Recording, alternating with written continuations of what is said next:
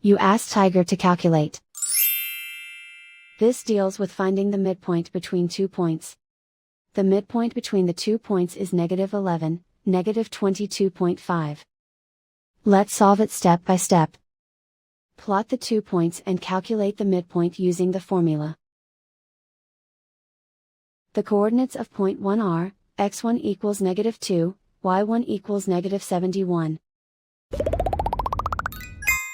The coordinates of point 2 are, x2 equals -20, y2 equals 26. PM represents the midpoint of the 2 points.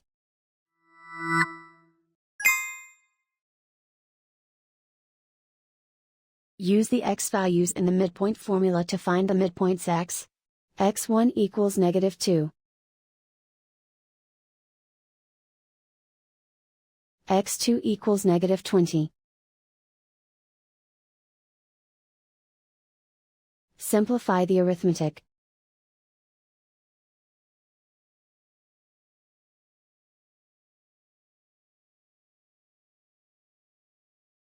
Use the y values in the midpoint formula to find the midpoints y. y1 equals -71. y2 equals 26. Simplify the arithmetic.